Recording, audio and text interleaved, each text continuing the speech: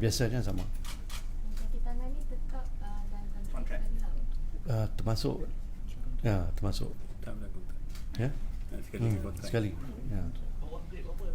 Semua. Semua. Macam tahun lepas kan. Tahun lepas pun kita buat macam tu juga. Okay, so thank you. Ada soalan. Mungkin boleh ulas sikit tentang situasi politik Kedah. Awak cuaca biasa tak ada. Jadi apa ni, suasana politik di Kedah ni, saya ingat masih lagi terkawal. Saya masih lagi Menteri Besar dan kerajaan masih lagi wujud, ya. Maka tidak benarlah dakwaan oleh mana-mana pihak bahawa kerajaan ini telah jatuh semalam katanya. Ya, ada beberapa proses lagi yang perlu dilaksanakan, termasuklah yang melibatkan Ke Bawah Duli Yang Mulia Tuanku Sultan Kedah, sebelum perkara seperti itu boleh berlaku. Jadi selagi ianya belum berlaku, maka kerajaan ini masih lagi beroperasi seperti biasa. Jadi itu sebabnya mesyuarat Exco pun boleh dilangsungkan hari ini. Datuk Seri, tapi daripada sidang media semalam, ada adun yang lompat, ada adun yang mengusulkan tidak percaya kepada Datuk Seri. Dan ini menyebabkan Datuk Seri tidak ada PH di Kedah, tidak ada majoriti lagi. Kita tidak membuat keputusan berdasarkan kepada sidang media. Ya, kita perlu ada korespondens secara rasmi daripada pihak yang berautoriti, ya, bukan daripada pihak pembangkang melalui sidang media. Kalau saya tengok media, maka saya anggap bahawa dah terjadi dah, kan. Belum lagi. Dia ada, kita kena patuh pada perlembagaan ataupun undang-undang tubuh negeri Kedah. Ya, jadi jelas dinyatakan di situ siapa yang akan menentukan dan sebagainya. Untuk makluman semua, pada hari ini dalam mesyuarat Exco telah putuskan bahawa untuk memastikan Menteri Besar masih mempunyai sokongan majoriti ataupun tidak, kami ingin mengesyorkan kepada Ke Bawah Duli Yang Mulia Tuanku Sultan Kedah bahawa perkara itu dipastikan melalui sidang Dewan. Dan saya ingat cara itu lebih terbuka. Pihak pembangkang sekiranya mereka berhasrat boleh mengusulkan undi tidak percaya terhadap Menteri Besar, ataupun pihak kerajaan boleh mengusulkan undi percaya. Dia dua-dua itu sama sajalah. Ya, dia punya ni. Jadi di pihak sana, sekiranya mereka mempunyai jumlah yang mencukupi, maka hilanglah majoriti bagi kerajaan dan proses itu akan berjalan macam biasa. Sri, kalau kita tengok daripada pengalaman yang sebelum ni, Mangku Sultan ketika itu memanggil adun-adun untuk mendapatkan pertimbangan. Yeah. So apakah melihat potensi ke arah itu juga wujud dalam kes macam ini? Saya ingat interpretasi perlembagaan di pihak kami ialah macam-macam cara boleh dibuat, ya. Dan walaupun dari segi presidennya hanya di Sarawak saja yang pernah ada perkara seperti itu berlaku di sidang Dewan Undangan Negeri sendiri, dan banyak lagi presiden-presiden lain di mana ada cara lain, iaitu melalui SD kemudian menghadap Tuanku Sultan dan sebagainya. Tetapi ianya tidak bermaksud bahawa membawa perkara itu ke Dewan itu satu perkara yang salah. Tidak disebut dalam Dewan, dalam perlembagaan. Jadi ada interpretasi yang menyatakan bahawa adakah adakah boleh perkara itu diputuskan melalui satu sidang Dewan di mana dua-dua pihak pun ada bincanglah, bahaslah. Kita tak maulah bahas macam style Melaka tu tapi kita buat style Kedah kita macam biasa, terkawal, berhemah dan sebagainya, tertib, ya. Jadi saya ingat benda tu tak salah, dan pihak pembangkang sekarang pun boleh mengemukakan hujah-hujah mereka kenapa mereka tidak lagi pihak pembangkang memang tak pernah yakinlah dengan Menteri Besar kan. Itu pun yang disebut oleh Yang Berhormat Sanusi. Tapi pihak-pihak lain yang dulunya daripada kerajaan, jadi mereka ni yang akan menambah jumlah yang dikatakan majoriti itu, boleh mengemukakan hujah-hujah mereka kenapa kehilangan kepercayaan ataupun keyakinan terhadap Menteri Besar, dan lepas itu undi.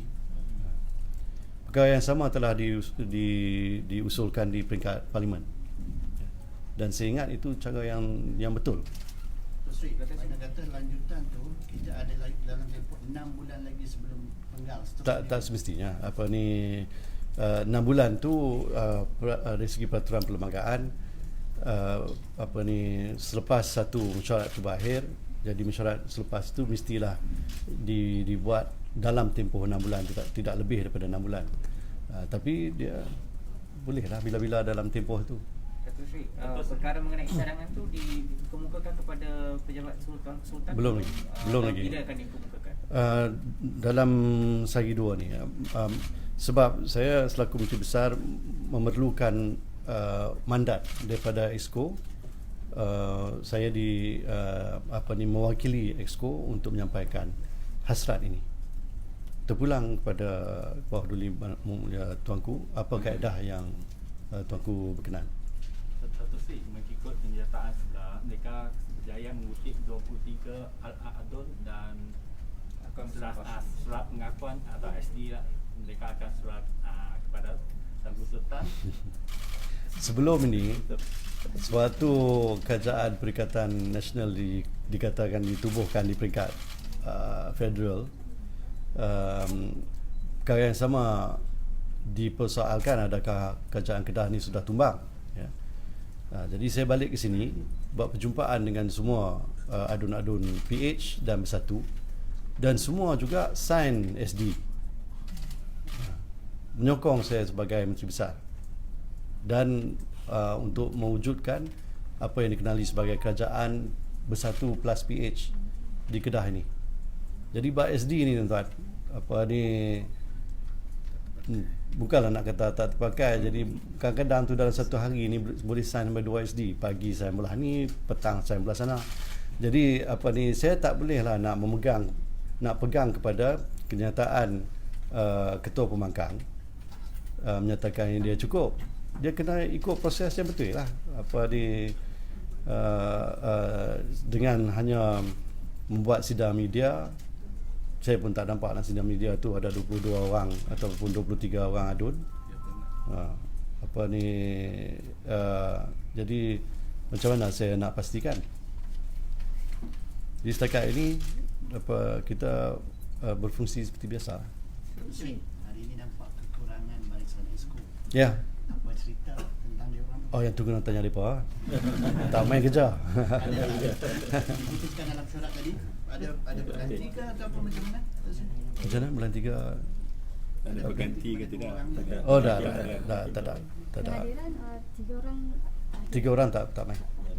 3 orang tak main. So, macam SD tu, macam dia bukan kali pemukul untuk penjatuhan kerajaan lah kan. Ya. So semuanya kena buat dalam sidang Dewan. Kalau ikut amalan, dia tak disebut secara terang-terang dalam perlembagaan apa kaedahnya. Dalam perlembagaan disebut dengan jelas peranan Bawah Duli Yang Mulia Tuanku Sultan di dalam melantik Menteri Besar. Melantik Menteri Besar mestilah seorang dari kalangan adun yang menikmati sokongan majoriti dalam Dewan Negeri, ya. Tapi dalam soal memberhentikan seorang Menteri Besar, yang itu tak berapa jelas. Jadi macam-macam kaedah digunakan oleh banyak negeri-negeri yang lain, Perak, Sabah, Sarawak, negara-negara asing seperti Nigeria dan sebagainya. Jadi ada yang buat melalui SD, kemudian dipanggil seorang-seorang, ya. Kedah pun berlaku juga apa yang sama. Tapi saya fikir tak salah juga untuk kita bentangkan dalam Dewan. Datuk Sri, will there be an emergency session of the stay the same? We haven't decided that yet. Just a regular. We can set the date at any time actually. Yeah, it doesn't have to be termed as an emergency session. Boleh panggil bila-bila, saya cakap tak boleh Ya. tunggu sampai. Satu je, kalau kita setuju untuk buat begitu, biasanya usul daripada pihak pembangkang memerlukan notis selama 14 hari. Jadi kita kena bagilah tempoh tu kan. Tak bolehlah disegerakan waktu dia tak dan nak masuk. 14 hari kerja ke? Saya kena check balik tu. 14 hari kerja. Tapi kalau mengikut statement daripada YB Sanusi semalam, SG tu dia diserahkan kepada Datuk SS untuk dikemukakan kepada Tuan Sultan. So prosesnya macam mana Datuk Seri? Yang tu terpulang kepada tuanku lah. Saya pun tak bolehlah mendahului keputusan tuanku.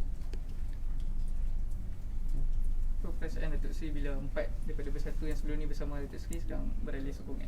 Biasalah apa perasaan seorang bila dikhianati oleh kawan-kawan kan. Jadi sebelum ni pun dah pernah berlaku di peringkat persekutuan. Jadi sekarang berlaku di peringkat negeri. Jadi nampaknya musim pengkhianatan ni dah memang sejak tahun 2020 ni. Dah banyak kali. Tahun ni bukanlah tahun yang begitu baiklah untuk negara. Sebab kita ni sibuk dengan COVID, bulan Ramadan lagi. Dia apa sebabnya tindakan seperti ini perlu dilakukan waktu kita memberi tumpuan kepada rakyat. Kemarin saya mempengerusikan mesyuarat JKKN khas untuk menangani masalah COVID-19. Pada waktu yang sama, pihak pembangkang buat mesyuarat dan buat sidang media mengenai tindakan mereka untuk menjatuhkan kerajaan. Jadi siapa yang jaga rakyat sebenarnya? Dia apa ni, saya rasa tak sesuai kot kalau nak dikatakan bahawa mereka tidak gelojoh. Tapi kalau tak gelojoh, kenapa tak tunggu lepas raya ke apa kan? Kalau tinggal 2-3 minggu ya, tak ada masalah apa. Jadi lepas tu disebut pula ni semua perlu dilakukan sebelum 18 bulan Mei. Apa sebab 18 Mei? Apa kena mengenal 18 Mei dengan Kedah?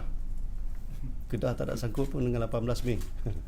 18 Mei itu tarikh Parlimen. Jadi apa kena mengenal Parlimen dengan Kedah ni? Sebelum ni ada laporan yang mengatakan Majlis Pimpinan Tertinggi Bersatu akan memecat Datuk Seri dan juga Tun Dr. Mahathir, dan sepatutnya hari Isnin lepas ada satu mesyuarat tapi Datuk Seri dan Tun Dr. Mahathir tidak dijemput. Apa komen Datuk Seri bila ada ura-ura Datuk akan dipecat? Tak tahulah, mungkin bila bila Menteri Dalam Negeri sendiri nak diangkat sebagai Setiausaha Agung parti kita, jadi mungkin perlembagaan tu dah tak penting bagi dia. Dia ikut suka hati dia, boleh langgang perlembagaan. Jadi saya ingat ini tak betul. Mesyuarat MPT hanya boleh dipanggil oleh pengurusi parti dan diiktirafkan oleh semua pihak termasuk Tan Sri Presiden sendiri bahawa Tun Mahathir adalah pengurusi Parti Pribumi Bersatu Malaysia dalam kenyataan sebelum ini. Surat menjurat di antara Tan Sri dengan Tun pun dia mengakui Tun sebagai pengurusi parti. Jadi kalau pengurusi parti tak panggil mesyuarat MPT, macam mana orang lain boleh panggil? Lepas tu tak menjemput pula beberapa orang, tak boleh lah. Mana-mana mesyuarat pun kita panggil semua kan. Benarkan kami untuk mempertahankan diri kalau ada pun tuduhan salah laku ke apakah, pelanggaran perlembagaan parti ke, peraturan parti ke. Proses dia ialah kalau ada kesalahan yang dilakukan, aduan mesti dibuat kepada lembaga disiplin, kemudian siasatan oleh lembaga disiplin, kemudian mungkin ada surat tunjuk sebab terhadap pihak tersebut, dan dia diberi peluang untuk mempertahankan diri dalam lembaga disiplin. Lepas tu lembaga disiplin mengeluarkan hukuman, masih boleh rayu lagi dengan jawatan kuasa rayuan. Jadi proses dia panjang. MPT tidak boleh membuat keputusan membuang sesiapa pun. Jadi yang tu kena jelas ya. Setakat ni memang tak ada terima surat ke aduan pun memang tak ada. Tak ada. Proses tu tak berlaku. Tak ada. kami pun tunggu-tunggu juga pasal tak sabar nak jawab. Yang soalan-soalan yang saya sendiri kemukakan pun sampai hari ini tak jawab juga. Sri, what about sorry to go back to the EXCO question, Yeah. your missing EXCOs. Right. Some of them have defected. Yeah. So will they be sacked or terminated? Or I think that's rather academic at the moment. I mean, I thought about that, but then what's the point of that? Kan? Even if I sack them, it may be how should I say? It may be just academic exercise only. So we thought that they might just leave it like that. for how long? Foreseeable future or until? Yeah, we'll see. For now, we don't see there being any reason to do that. Yeah, anything else? Okay, we have more business already. Oh yeah. Right. Alright. Tibet. Okay. Kat sana. Oh, sini. Okay.